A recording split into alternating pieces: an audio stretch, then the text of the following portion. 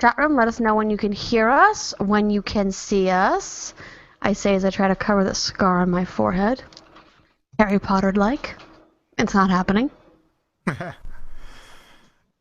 I'm just going to go with the black hair and green eyes, pretend I'm Harry Potter.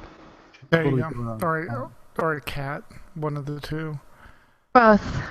Glasses, though. Yeah, I know. Yeah.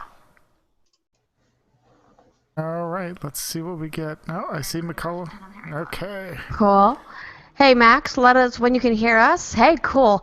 Let us know who else is coming on the show with you next week so we can make sure we have it updated in the show notes, if anybody. Drag Seema along. There we go. All right. Should we start this? I think so. This is my monkey show, right? It's your monkey show, beloved. All right. Let's see. Anything? We have this queued up. We have that queued up. I think we're good. I should probably have read the show notes. All right. Hang on. You wrote the show notes? No. Oh, you wrote the show notes. Thank you, guys, for letting us know that we're good. We sound okay. We're going to try really hard not to robot. But we found the quick fix for it, we hope. All right. Here we go. In 5, 4. On this episode of the AIE Podcast, Water Strider Gate was a thing. want to be a starfighter pilot? I do. Gears of change are turning.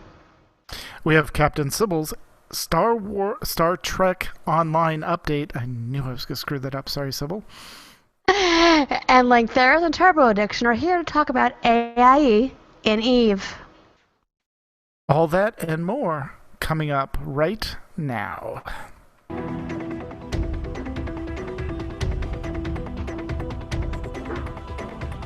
Bringing you the latest news from the AIE gaming community from planet Earth and beyond. This is the AIE Podcast.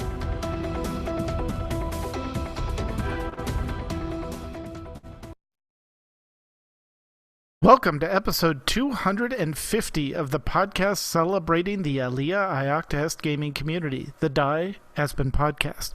This is Tetsemi, and to my left is McCullough. Hey guys, there's a mocha java cake over in the guild kitchen. Aludra is off trying to catch them all, and this week we are joined by special guests Turbo Addiction and Theros, who are here to talk to us about AIE in Eve and exploding hilariously, I believe. Welcome, guys. Hey, hi everyone. Hello, everybody. Remember, Thanks for... we heart you. Aww. Deadpool reference. Anyway. So, Lank, what have you been up to in or out of game? We'll get into the Eve politics later, but... Well, see, that's a very interesting question to ask a video game player who plays not only in-game, but at the extended meta of the game, where the game doesn't really just end when you turn it off. So, for a guy who doesn't play it that much right now because of school, I'm playing an awful lot, believe it or not. It's just not noticeable. Right, it's all behind the scenes, covert, redacted, all that sort of stuff. Total Space Kissinger here. Not that Turbo is not having to deal with the aftermath of the things I end up doing. Half the time you get a text message that say, Lank, did you poke another hornet's nest? Always poke the bear. Always poke the bear with the sharpest and gnarliest stick you can. Oy Confirmation he's been in Russian space again. Turbo, what have you been up to? Besides work and school, oh man, Bloodborne is such a brutal game. That game, I got it, and my blood pressure rises every time I play it. But it's so just compelling. It's challenging in a new way that I didn't know, and I can play it, and it'll drive me crazy. But I still have so much fun, especially now that I got somewhat hang of it. Now imagine it in VR. Oh no! Tell you what, I will. I will give them my credit card numbers immediately if they give me Portal in VR. Oh my gosh, yes. I don't care how sick no, it makes me. I want to experience Portal in VR. Oh, that would be awesome. Oh God, imagine the two-player version of that. Just think about it. Yeah, that would be awesome. Oh, As long as there's no one filming you watching or playing the game in VR, because I saw that Mark Zuckerberg photo and it just looks sad. Did you see that, Link? No, I did not. See, now you have me checking out what Mike Zuckerberg. It was VR. so he was walking in a room full of an entire audience with VR headsets on, and it just looked like the most sad, morose, anime type thing with all these guys with the VR headsets on, and he's the one walking happily down the aisle, just looking cheery. It's like, wow, this does not look like the future. Oh, the future looks like a bad B series, D grade anime. Good job, internet. Good job. Exactly. It all has to start somewhere. Yeah, but unfortunately, it's like you want to hide the nerdiness. Nah. It's like back in the day, I used to play Mech Warrior in these giant closets. There was this thing called the Virtual Geographically, virtual worlds kind of thing, and it was a bunch of nerds going in and playing BattleTech and Red Planet in this giant closet. It was all interconnected, but they weren't made to look like closets. They were made to look cool, like a cockpit. They have those at Dragon Con every year. And you can go in and pay a little bit of money, and they'll let you do it with a whole bunch of people. What they never tell you, all the buttons and panels are all there with double stick tape to make it look cool, but you're still just in a giant box. The closets are for beautiful, beautiful clothes, not gamers. And speaking of closets, no, what have you been up to, McCullough? Well, we started playing Deadlands again in our Monday night RPG group, thankfully, because it's a dang good time. No one's ever played Deadlands. It's a steampunk western occult RPG, and you use poker chips and cards, and you try to make, and when you cast spells, you're trying to make a poker hand. It's a good time. Surprise, surprise, surprise. Tetsumi and I's characters are complete opposite. I'm a magic user. He doesn't believe in magic. This has been our gaming experience for the last 25 years together. We're always opposite. What is this? Never intentionally. It's bizarre. We have not. Last time we were on the same side of things, his character might have gotten killed. Let's see. Working on some world building with a friend of mine for his D&D game. I got to make 11 evil anti-paladins of Cyric, all females, all different personalities. That was a good time looking through female archetypes. So Tuesday, yeah, pretty much. I guested on Rev and Geek's show I Remembered It Better on Thursday night. That was a great time. I think that should be posting soon, if not now. I think it was 124 or 126. I have not played much WoW, but somebody dragged me back into Star Wars because I needed to have my arm twisted. Okay, and by dragging, I mean I saw what a good time Tet and our Hordling were having playing, and I decided I wanted to be a Jedi Knight. So I'm playing a total goody two-shoes. If you're on AIE in Star Wars, look for Dorche. That's me. Having a blast with that. Remember, boys and girls, play evil because good is dumb. I'm playing really good though, and it's counterbalancing the fact that I did make these 10 anti-paladins, including an 11, including the one that I am playing virtually, and I needed something to balance that. So I use the same name. So in WoW, I used to play a Blood Elf Paladin. A bad good guy. Right. And in Eve, I am a bad good guy. Have you noticed the kind of general theme here? Bad is always more fun. It is, but I needed something to counterbalance the bad. So, literally, I am playing my Jedi so goody-goody, it's not even funny. But it's okay because I'm virtually playing an anti-platinum Styric who's pretending to be a good guy. I am playing a huckster in Deadlands who does not hide the fact that she's playing with blood magic and playing with demons, and yeah, it's a good time. So I needed something to counterbalance that. So I'm playing a goody-goody, which is kind of funny because, you know, I am neutral good in real life. So Every time. Go ahead. No. Every time that I try to play the Old Republic, it starts out with me wanting to be a Sith and kind of pretty much play the whole Grey Jedi kind of thing. And then it just slowly devolves into me just telling everybody that I'm going to kill them if they don't do what I tell them. Yeah. Yeah. oh yeah, Do as I say, or I will kill you. I will kill you. Yeah, that's my Sith sorcerer, which I counterbalance with my Captain America trooper on the public side. of course it's Captain America. He plays exactly like Captain America, but I have a mercenary turbo or not a mercenary, a smuggler, and I'm playing her as the gray. I'm like, you can't go too good, you can't go too bad. I'm just playing her dead neutral on this stuff, and it's a lot of fun. It sounds like it. Anything else you've been doing besides being Captain America, my beloved husband? I hate Captain America. He's great to look at, but anyways. You just don't like that we're on opposite sides in Civil War. No way I expect us to be on opposite sides of Civil War. Captain America is kind of a douche. Right. Thank you. Yeah, but he's anti-registration. Okay, you said it. I know I have a problem with registration. And he has a really great abs. Anyways. Oh, you nerds, I swear. Vote Right? for the guy with the functional alcoholic. Vote Iron Man. Yay. Yes. All right. Team Tony. I've Sorry.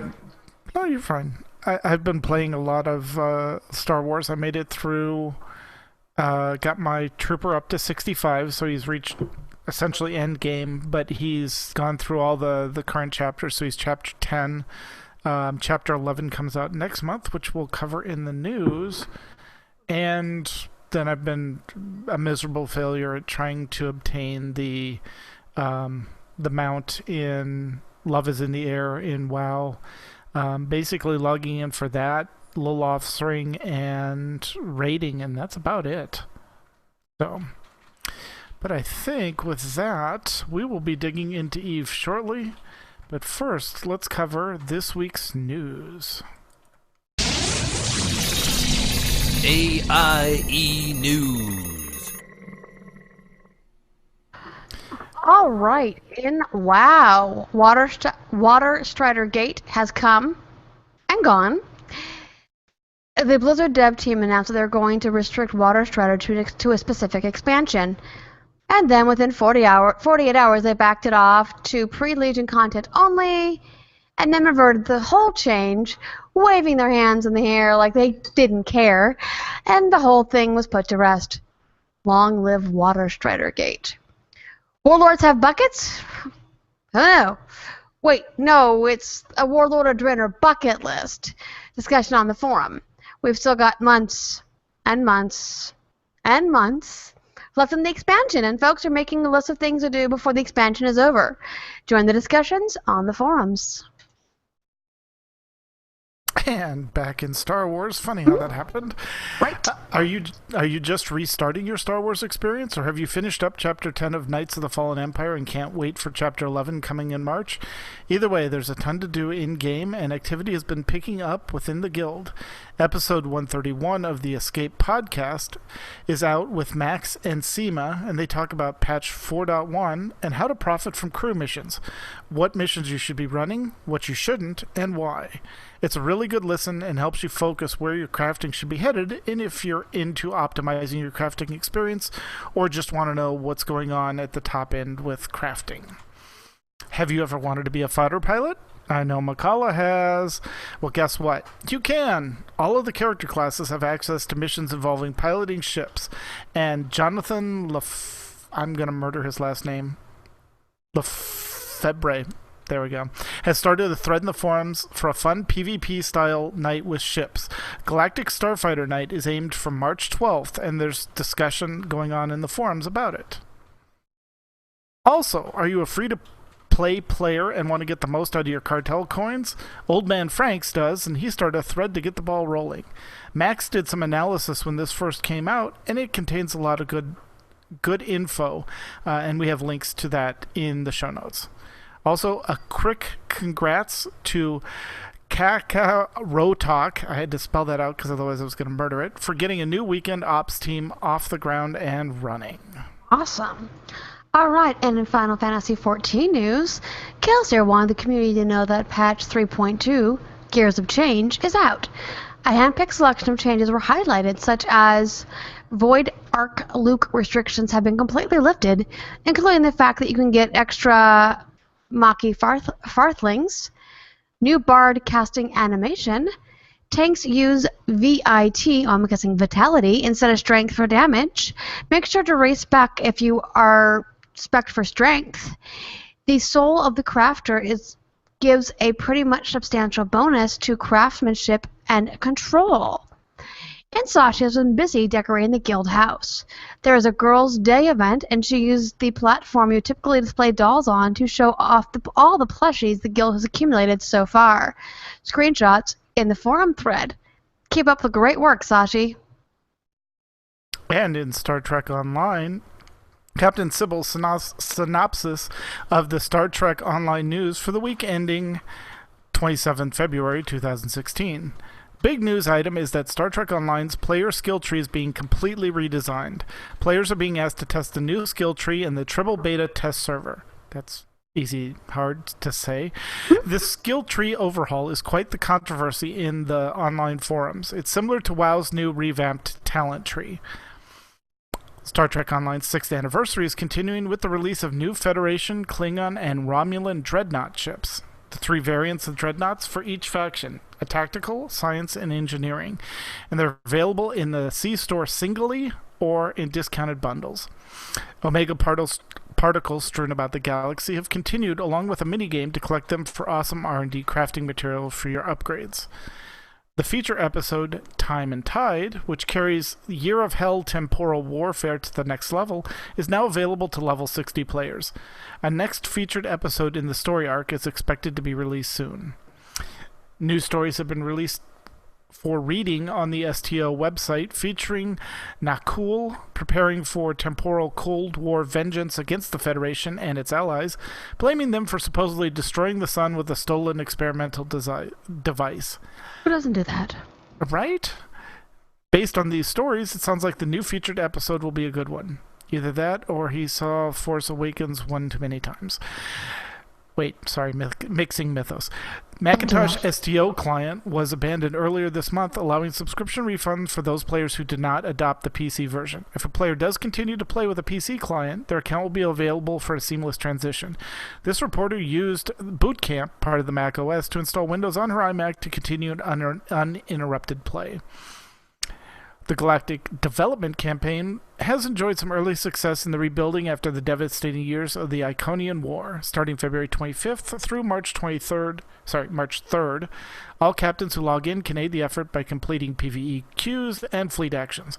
Based on contributions made by all participants, a bonus experience week will be unlocked following the week with 50, 100, or up to 150% bonuses for all types of skill sets. This and further news, patch release notes, forums, commentary, etc. are always available at StarTrekOnline.com.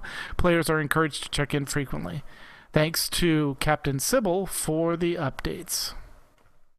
All right, and Imperium Ludi and Nomad notes, Black Desert Online, a sandbox MMO RPG from Korea, is buy to play, think Guild Wars 2, that folks are trying to take an interest in. Lord Seednails created a thread on the Imperial Ludi section of the forums with a discussion on how to join the guild, when it's possibly /created, and what's going on in the game.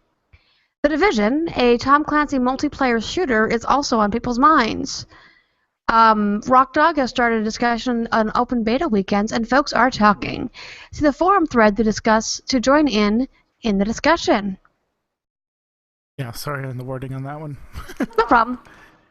And with that, let's get back to Turbo and Link and find out what's going on in our other space game that we're involved in. What is that, 3? That's at least 3. There's some shenanigans, yeah. Shenanigans exploding hilariously. Eve is more naval battles set in a space theme. It's more submarine battles, really, than naval battles. That's how it got us. I thought it was more political than space battles. Anyway. Yeah. Well, yeah, it is, and it's like no discussion of Eve is complete without the wringing of the hands and the cackling maniacally and going, "Ha ha! The fools! The fools!" But remember, we're all fools eventually. Eventually, it catches up to us. So yeah, how you doing? How's everyone? Good. Yes. Nice to see you. It's been a Doing while. well. So what is going on with your space shenanigans and your backstabbing and your politics and all of that? Shenanigans. So Space shenanigans. I keep looking over my shoulder to make sure I'm not gonna get pistol whipped. But anyway, Wow. Had to go there. So we are acclimatizing very well to our new space home, our new space ancestral home, which is like the 5th or 6th ancestral home we've had. But now, I was yes, going to say. it's a relative we're term, ancestral home. So Ancestral home. basically, we're space nomads. No, more like space hobos. More like pissing people off in space and we have to run. Got it. Yeah, we have to usually leave because they caught us like salting the next door neighbor's like front yard and walking our dogs in front of their lawns and leaving all their deposits there, and then going cackling maniacally as we have to then leave really quickly and hopefully saying, I really hope I got all my stuff out this time because oh look, I've got a super carrier in Fountain, hoots, and now I can't get it out. Oops. Well, I lied. It was only a carrier, so it's only like a billion. Only a billion. So this again illustrates the fact that the the environment in AIE Eve is so counterproductive. No, counter something. No, it's the exact opposite of AIE everywhere else. Wrong. Counterculture? Wrong. Oh, yes. No, it's not that it's a counterculture. You know, there's always that discussion, and we've oftentimes hear people say, and I always bristle and get all like, when people say, "Oh, AIE and Eve," it's like AIE After Dark, and I'm like, no, we're not After Dark. No, we're AIE in space, but space is a very, very cold, calculating, and evil mistress. No morals. You're saying in space there's no morals. In space, the morality in Eve, without getting too political, is akin to a certain big-haired guy running for president. Hey, don't make me stop the skill chat right here. No politics. No, but go ahead, Carol. Eve has a lot of dark corners, a lot more than most MMOs. So we play in a game that is darker than most, but we're still just AIE, just in Eve. Yeah, okay. We're still there. It's not like we're doing terribly evil things. We're just being terrible. Incredibly pragmatic is the term I like to use. Pragmatic, and that the fact that there's a guy or a couple of guys hiding in the alleyway with a bazooka wanting to kill you and take your stuff. Well, it's about time you drive into a bus loaded with explosives and drive it into the alleyway because you got to make sure that they're gone because. So basically, Die Hard, the video game. Got it. All right. Yeah, and it's this kind of pragmatism, and not only on kind of like, I wouldn't even say in behavior, because we're still the same guys. You know, we still don't say naughty things in guild chat. We don't say horrible, terrible things. It's just that we twist it and bend it just a little bit. You know. People oftentimes talk, well, there's fleets, there's all this horrible, terrible things going on. People linking like inappropriate adult content. Yeah, and we join in by usually like posting like food porn pictures, because food porn. Who loves food porn? Cats, normally it's you. Motorcycles, sandwiches. Yeah. Posting pictures of cats. All right. Insulting other space pirates with the use of cute cats. Ponies. Forgot ponies. And, I was gonna say, I'm sure Lank's involved, so there's got to be My Little Pony. Totally, yes, absolutely. I reference to I oftentimes reference to those guys who are less than amenable to the pony lifestyle and say, you should totally watch like Anthony Bourdain if you know who Anthony Bourdain is. Right. He oftentimes talks about the wonders of eating Rainbow Dash. Oh my. Oh, nice. So, besides inappropriateness, and which is totally appropriate for Eve, what has been going on? Well, like I said, getting used to our new homeland. It's weird because we've been given the space now. We're living in space. We're getting to know our neighbors, getting to know our alliance, getting to know each other, and realizing that evidently our small but yet effective and organized group of players are ridiculously organized and effective because now we have more space to know what to do ourselves. And it's like, holy poop! There's like, wow! It's like it's almost an embarrassment of like riches because it's like we've got so much stuff now and potential that it's like, okay, I guess we need more people to populate space. So we're starting a whole like space pioneer program to try to get as many people into space and shooting people in the face because, hey, that's how you say I love you in this game, by shooting your loved ones in between the eyes. Great. And shooting your neighbors, because that always leads to good fun. It does. So we're so established now that we've actually set up what are called NIPs, non-invasion programs. Basically, we're not supposed to go take over space that belongs to our neighbors, but we're totally okay to show up and shoot at each other. Just don't take my stuff. Right. Okay. Yeah. So you can totally shoot me dead, but just don't take my house. You're not randomly dropping POSs in other people's space? About that. We're totally doing that, and yeah. Yeah, we during our little slow spot during the winter, which is usually or not during the winter, but a little bit like the fall and whatnot. A lot of us went away, did other stuff, but now that it's starting to get winter and getting into summer, we're realizing like we got a really large group of players in AIE that can fly capital ships, and we're showing up on pause bashes with lots of capital ships and making things go boom quickly. Yeah, see, nice. There used to be a time when we were lucky if we all showed up in destroyers, and we're like, wow, this is taking forever, and now we show up and it's like we are fielding fleets that are like 3 billion, and I'm like, since when can we fly like entire fleets worth of 3 billion? Like the cheapest ship that someone had was like $1 billion? Moros is 3.2. Oh God! Oh damn you! Yeah. Oh God! So somewhere along the line, we went from like space scrubs to like, holy poop! I can destroy a planet if I wanted to. We totally want. And now we're like, and the things that we're planning on, and we're talking about a little bit in the show. We're planning on. We have stars in our eyes about building citadels and setting up empire, and doing all these terrible, horrible things. I'm thinking about getting a dreadnought. Turbo's got a dreadnought and a Moros. I want to get this giant one. It's called the Redeemer that shoots out all these colorful lasers. So it'd be my space my space cat to shoot stuff. Yes, you can get colors, crystals in every color, and you can have a rainbow Redeemer. Or not, Redeemer's the Black Ops. You want the Revelation. Yeah, the Rainbow Rev. Because we all love that name. That is pretty fabulous. But that wouldn't have anything to do with you playing a Blood Elf Paladin and nothing at all. Nothing. The fact that I'm running around in ships made of gold and silver has nothing to do with the fact that I play a bloodthirsty paladin in WoW. Nothing at all. Totally Nothing. done. All right. At all. And I spend more times basically, customizing my ship and putting out pretty skins that are all like meaningful and looking. No, not at all. Things have been changing a lot, Neve, with the citadels that are getting ready to happen.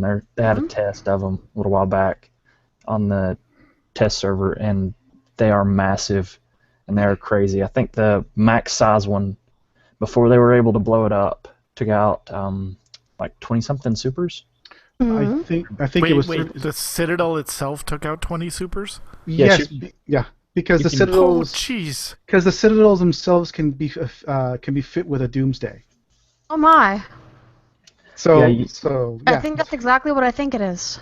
Yeah, exactly. yeah, it's a city. It's a city with guns on it, pretty much. It's crazy. Nice. Right. So, Who needs a planet when you have one of those? We've been prepping the game for it, and used to you could undock in Jita and warp out 800 meters and be almost off grid with everything. Sometimes it'd be up to like 3,000 meters or 3,000 kilometers. Yeah, 3,000 kilometers was about when it would start just breaking, and you'd not show up on the overview. Now Right. you're lucky if you're like 80,000 kilometers and you're still on the overview. Oh, geez. In Jita.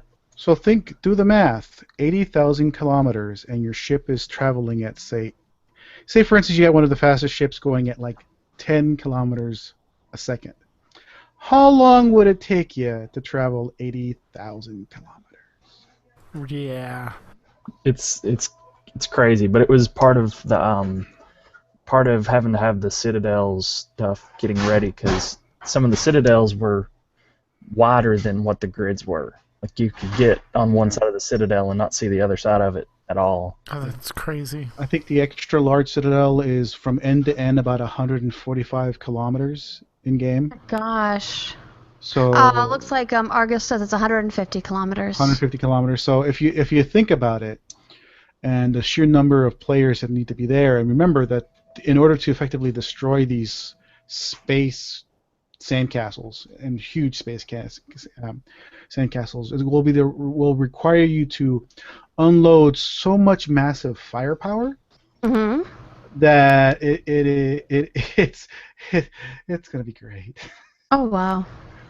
So what does one of those cost? So, depending on how you fit, the average Titan is what, anywhere from like 3 bill to 6 bill. The Titan fit completely is 105 bill. 100 billion. Jeez. So yeah. So if you say, for instance, like in this particular fight, they dropped 36. The blueprints are supposed to be 100 bill for the Citadels, if I'm not mistaken. Mm-hmm. Just for the blueprints to be able to make one without Yeah. all the ingredients or materials. Yeah. It's crazy. And it used to be that it was believed that in the game, oh well, no one will have a lot of these ships. It's not going to be a big deal. But unfortunately, like players are players, and players figure out quick ways to kind of manipulate and like game the system. There are so many supers and capitals in the game now that it's actually pretty rare when they die. And now this mechanism is being designed to not only hold your place in space, but if you want to really kind of kick someone out and evict them, you're going to have to bring in the big guns, which means you're going to have some very expensive fights coming up soon. Very expensive fights. Speaking of expensive, they recently introduced pretty much skill point trading, which allows you to carve out your brain, or you can add some more brain to your head with the injectors and extractors. It's just like giant. In lore, it's like a giant needle with a little canister on the end of it to inject or pull out some of your knowledge. And there's people that have. There's one guy named Ironbank. He went from 0 skill points to every single skill in the game to 5 for 1.7 trillion ISK. Oh, jeez. That's Well, $28,000. that's a gold sink. Right? Well, Yes. Try a real money sink, because remember, you can buy these in Aurum or ISK. Which means that there's a direct translatable over to real cash. Real cash. Oh, yeah. So it's an interesting bit of transhumanism where you'll be able to sell off a bit of your knowledge, carve off, or basically lobotomize yourself, right. and sell it to someone else who will then add it to his own gray matter. And it's a way of because we train in real time. Even when you're not logged in, you can be learning a skill. This is a way of allowing newer players or players who want to skill up to a particular ship or a particular skill an opportunity to get there quicker and faster for a price, of course. Very similar to the Everything is priced. very similar to the boost to 105. Yeah, right Right now, I think two of them would be for a brand new player would be about 1.2 billion ISK, which is one plex, give or take. So $20, and a character can get a little over 2/3 of a month of training ahead.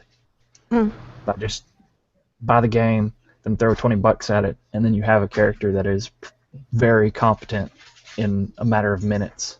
Yeah. Right, And if so you you really could build wanna a skill tree and say, I want to pilot this, or I want to do this. Yeah. You Yeah. could quickly ramp that character up. Now, what's the cooldown on the injectors? There is There are not. no cooldown.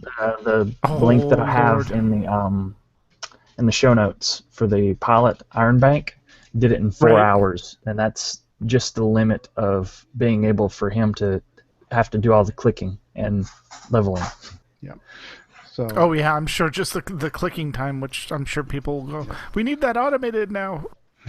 well, yes and no, because there is a skill, well, a real life or at least gaming skill requirement in this, and that the fact that you can go ahead and train a character to fly a very expensive ship very, very quickly. You are just now making sure that you're going to lose a very, very expensive ship really, really quickly, because just because your character knows how to fly a particular ship or use a particular weapon system doesn't mean you're experienced to use it. So Right. it's very possible to have a 2-day-old like super capital pilot. But the problem is that congratulations, you put all this money for this one pilot. You can now fly a a super carrier, which is great. But that just means guarantees that someone's going to walk away with a very, very, very nice expensive kill mail because you really don't know Right. how to fly the damn thing.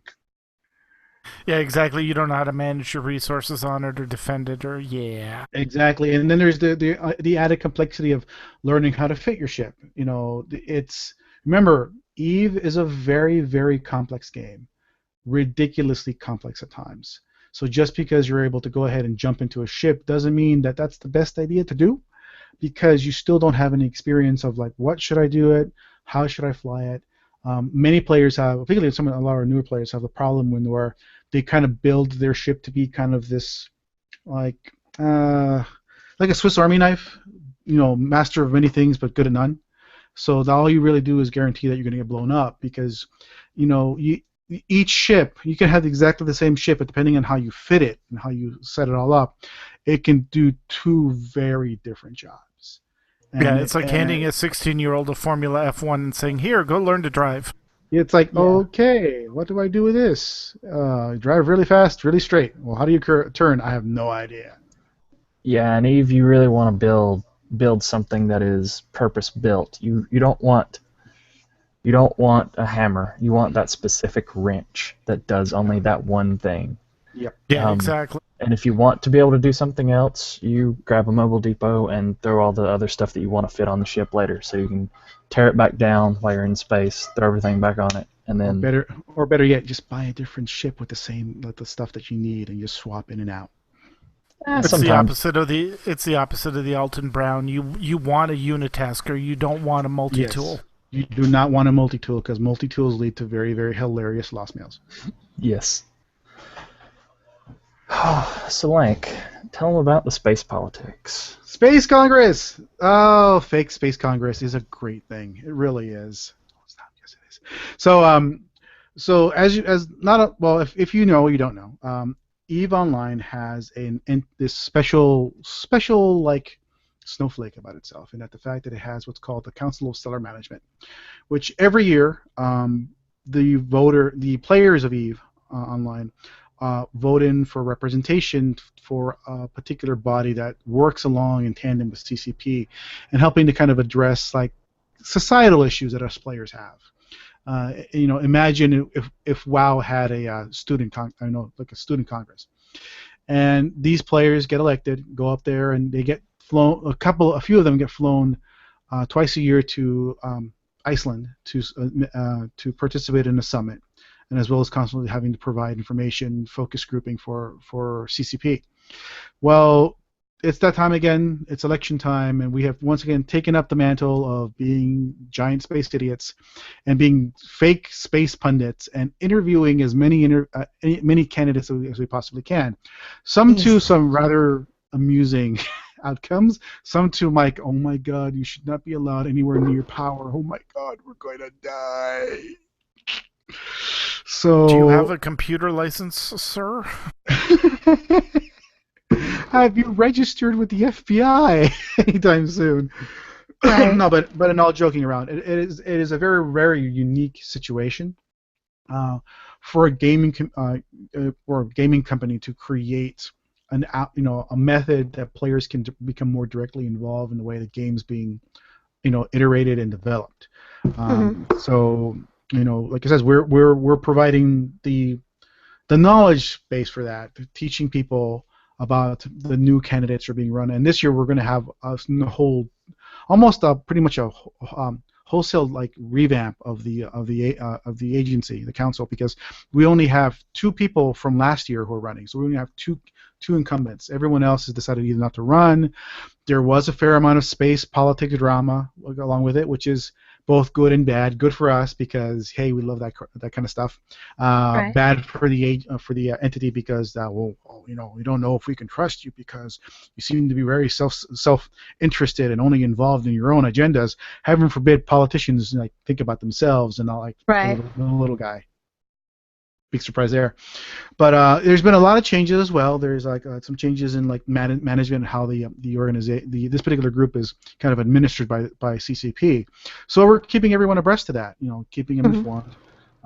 This year there is a final authorized tally of 53 candidates, which is down from last year, which was 70. Okay. But we have conducted about 36 interviews. We've got 2 additional like French language, so it's 37 interviews plus interviews with developers. So we're around the 40 interview mark, all in about a month and a half. Oh, that's impressive. Good job. Nice. So, and this year, because last year we almost killed ourselves doing it, because it is a lot of work. Right. We all have real-time lives and jobs and schools and Work stuff. and So until I can figure out a way that we can get paid for space punditry, we have to get creative. So this year we kind of reached out to the larger EVE podcaster, blogger, notable members of the community, and kind of got everyone together and organized and kind of farmed out a lot of the work out. So we have people who work with other podcasts, like say for instance like the Neocom. We have bloggers like Nosy Gamer, if you're ever following gaming. Other folks who used to work with like former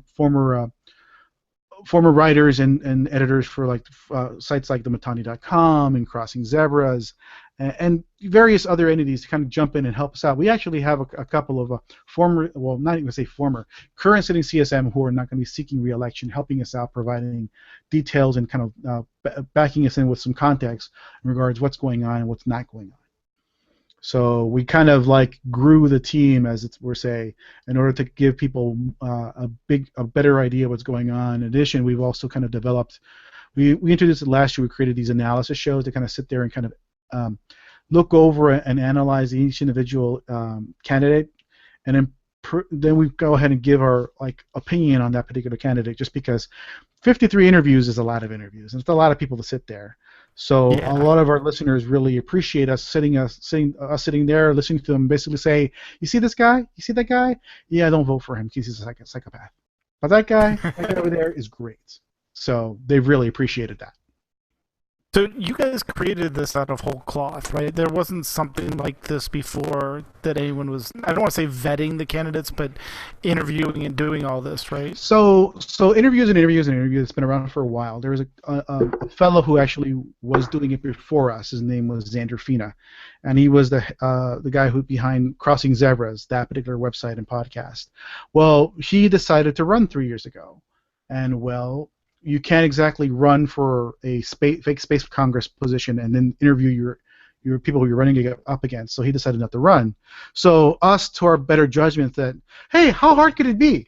What's the worst that can happen? No. Never ask that. So we decided, hey, why not? Let's try it. And off we were, and off we did it, and then we got a lot of feedback, a lot of good, some bad, just because having to deal with the situation. And This would be our 3rd year running doing this, and it would actually it kind of led to the splitting off of that from, because it used to be all part of the Cap Stable podcast. We've now gotten to the point where we've actually split the Cap Stable podcast into 3 distinct flavors. You've got Cap Stable Prime, which handles all like the general news and new player stuff. We spun off a French language variant of that show, Cap Stable FR, Cap Stable French, and all the CSM stuff has been actually spun off into a new show called CSM Watch that handles all the interviews. And it's actually, we're kind of positioning the show to be more of a kind of community watchdog group organization to keep an eye on what's going on, because there's a lot of stuff, particularly last year that occurred, where there was like breaches of NDA, breakdowns of communication, allegations of misappropriation of information, and it's like, well, there is no suitable way of kind of reporting that to the average player what's going on. Hey, why don't we do this great like community-driven watchdog group and really get involved in the meta and watch people fling poo at us because hey, it's fun. Right.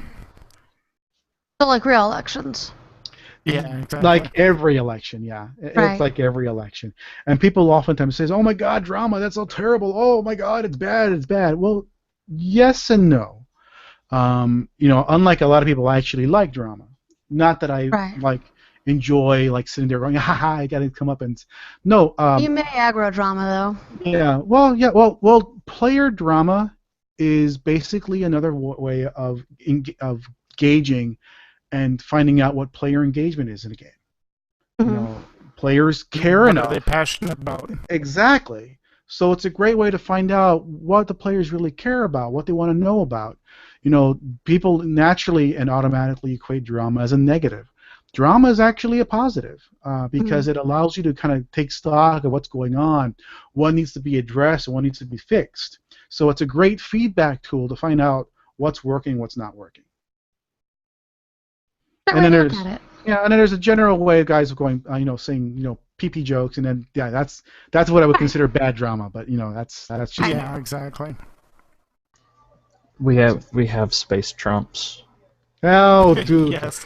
Do we ever have space trumps? Oh, we were discussing this the other day actually in our comms because it was announced earlier this year that SoundCloud lost like $40 million. And people were saying, why would you care that SoundCloud might be going out of business? Well, there are some very, very notable and well-known recordings of very like space important people saying some pretty funny, ridiculous, hilarious things. And if SoundCloud goes under, that entire wealth of knowledge is lost. Right. So we're like desperately trying to archive that stuff for future generations to learn, to see, in my day, this is what used to happen there, boys and girls. Right. You kind of want that kind of history so newer players understand how it was and how it has been and kind of get to know some of the more notable players in the game. Also, the old adage, those who don't know the history are doomed to repeat it. Exactly. It really is that the case. I'm just going to stand up here because my butt's getting a little numb because chair. But yes, it's a way of learning what's going on. This is one of the very few games where, we do have heroes and we do have villains, and because we're all play on basically the same shard, the same server, there's no way of getting around it. And you will inevitably, either directly or indirectly, have a run-in with these individuals. It wouldn't be great to find out the backstory behind that. Right. So, but when it comes to drama, and I don't know if you agree with me or disagree with me, Turbo, but drama's a good thing. It really is. It warms the dark cockles and recesses of my heart. Yep, drama makes Eve turn. So does diplomatic incidents make Hoots do work and have fun. As much as Hoot says he doesn't like drama, he totally loves these diplomatic incidents because, man, the fire turns on in his eye. He gets that shine in there going, yes, I am relevant once again. And he goes on and Oh, and last thing is Eve players don't like change. Well, gamers in general don't like change. That's like that's something you can actually safely say as a sweeping generality. Well, I mean, Eve players have a a lot of EVE players really, really don't like change. So much so that we've been given an ultimatum, and they said that no more XP, Windows XP support after the summer. Oh, wow. No! So you're going to have to give up your now archaic operating system, which hasn't been relevant for 5 years. We're going to have to stop supporting that. What's funny though is Yeah. people still run EVE on some of the just oldest hardware, and that's probably going to kill a bunch of people that probably still play EVE today on Windows XP and old systems. Oh, God. Well, because I mean, I know for people that are involved in Space Battle that are just doing some of the lesser graphical stuff, it probably works fine. They're like, why do I have to change? Because now the size of the grids and positional information, drones, it's like every game, it's like every MMO, it's revamped and requires an upgrade, a refresh. And it's like, to me it's kind of silly expecting I should be able to play my games on the same PC that's 15 years old. Right. Who wants way to go, that? Grandpa. Yeah. I go through That's cell called phones. solitaire. Yeah, I go through cell phones like every 8 months. I mean, come on, it's just the way of the world. And that's I hate to take such a like harsh turn and view of it, but you kind of have to because relevancy. Right. Well, yeah, I mean, the game can't get better unless it's got more powerful systems to run on. Otherwise, you're just stuck in the same stuff. Exactly. I mean, it's like, would you want like any other? Would you like WoW running in the same hardware that it's been running 10 years ago?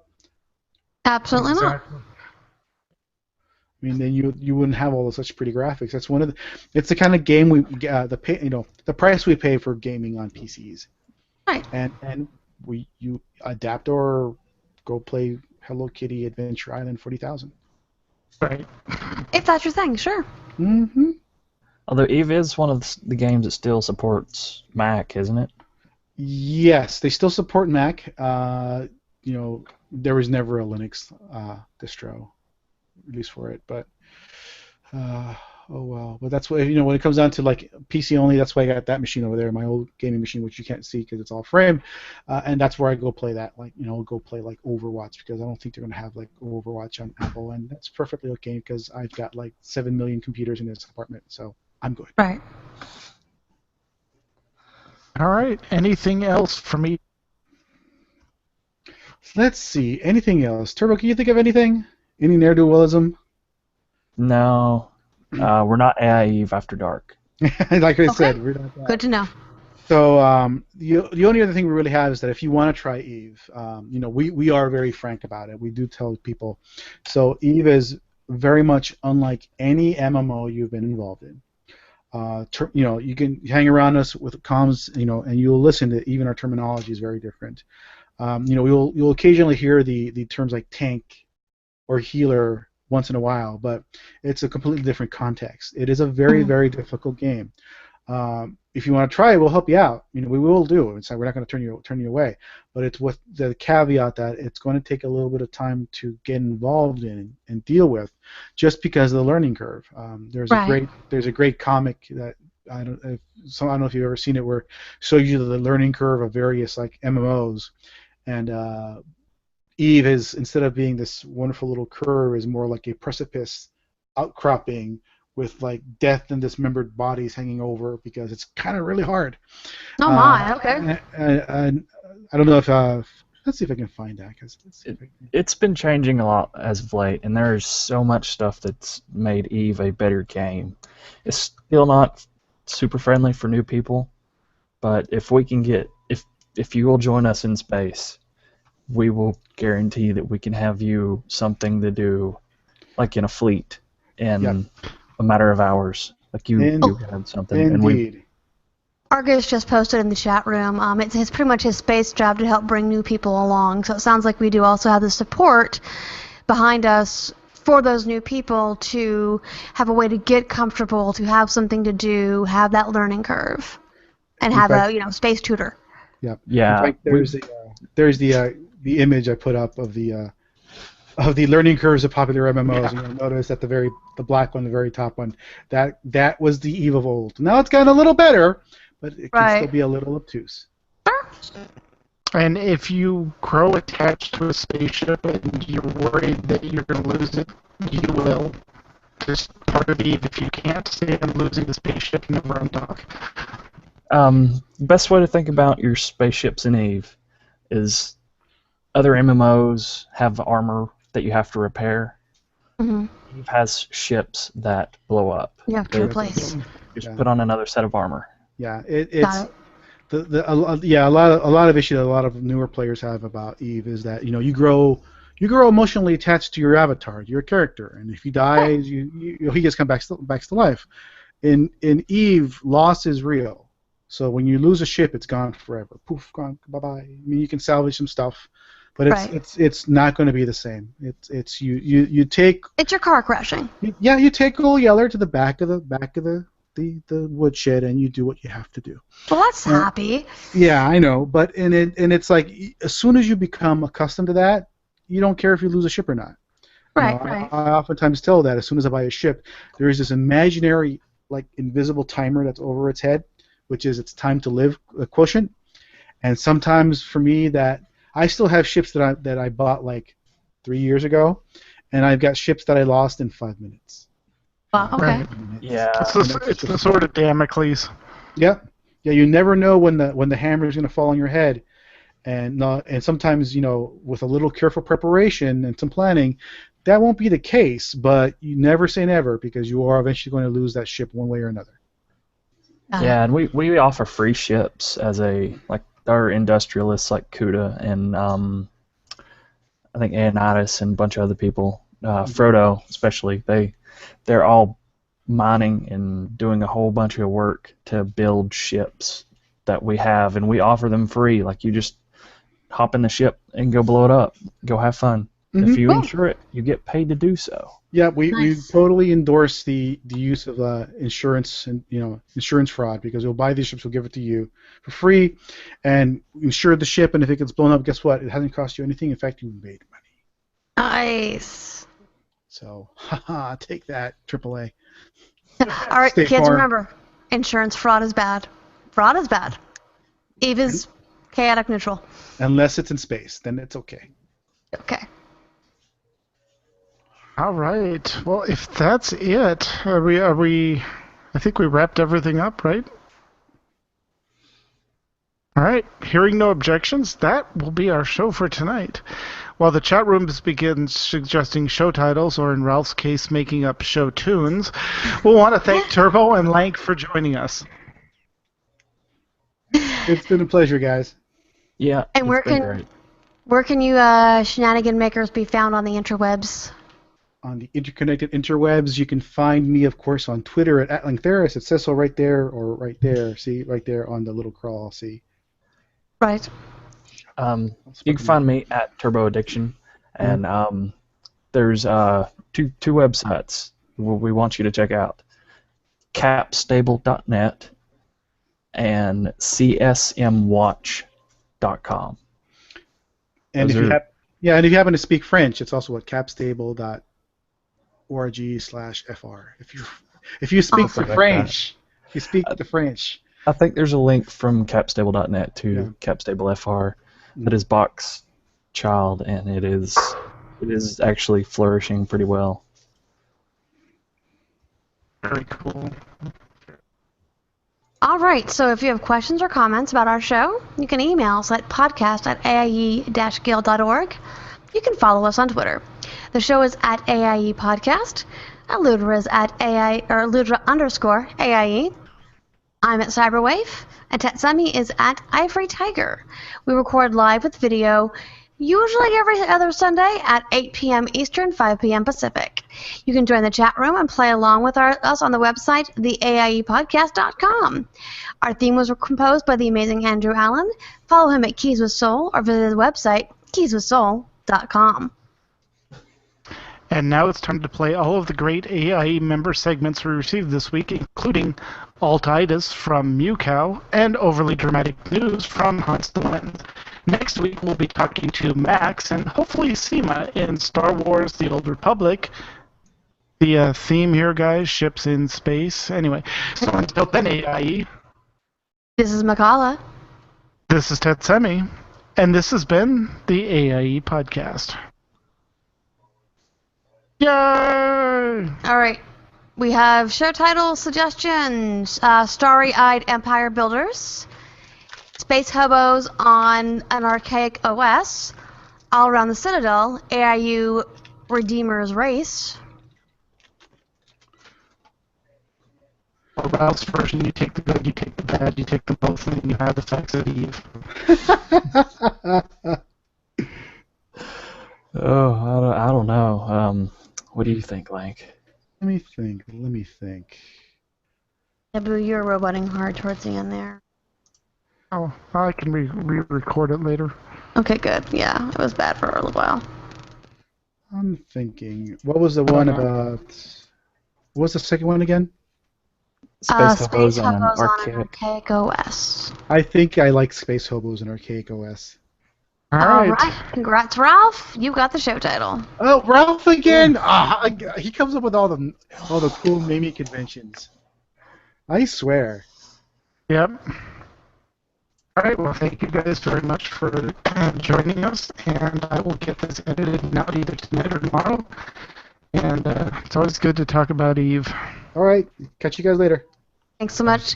And chat room, if you're still there, just a note, we are doing the show next week, since we're having to kind of deal with my schedule for the next month. So. Yep. We'll see Max and hopefully Seema next week. Yay! Bye, guys. All right, stopping the broadcast.